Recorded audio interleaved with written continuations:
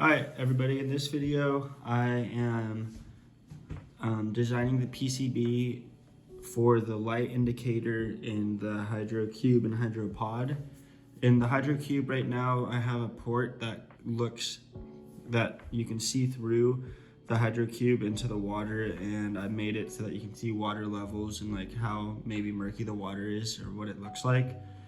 That was cool, but it took a long time to make sure it was watertight. There were many pieces, and then the whole process of pouring epoxy in it and stuff just took a really long time. And I wanted to make an indicator light anyways that kind of shone up into the water port.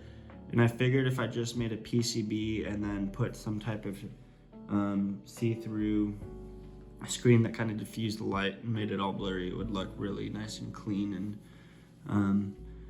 And then eventually maybe I could use that to indicate the water level if I really wanted to.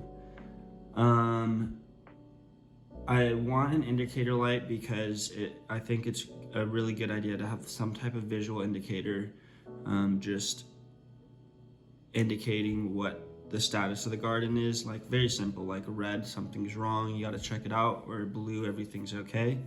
So that's what I'm gonna do with this right now. I am making a 3mm by 23mm PCB, which is the smallest PCB I've ever made. So it was a challenge to fit all of the components, the LEDs and the resistors onto it. Since there are so few components, I would like to try to assemble it myself. So I'm gonna have some type of heating bed and solder paste that I'm going to use. And because of this, I didn't get the smallest components. Like I could have gone smaller with the resistors, but I wanted to be able to do it on my own and then work down from there. I usually get my stuff assembled by JLC PCB, but it's like 10 times more expensive, or it seems like it. So I decided that I just wanted to do it. I want to start doing it on my own to save money, and this is a good place to start. I didn't want to do it really on the STM chip boards because there were so many components and I didn't want to get any of it wrong.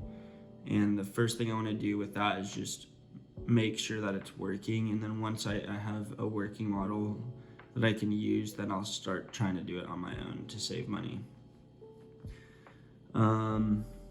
But yeah, so this is the small for the hydro cube, and for the hydro pod I'm going to do the same thing, but luckily for the hydro pod the indicating port is much larger, so I'll be able to add more LEDs.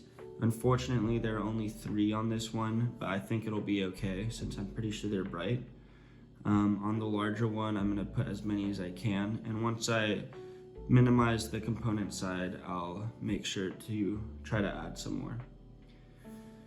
But yeah, I appreciate everybody tuning in for this video. Please like and subscribe, it would help me a bunch. And I look forward to seeing you guys on the next video. Peace.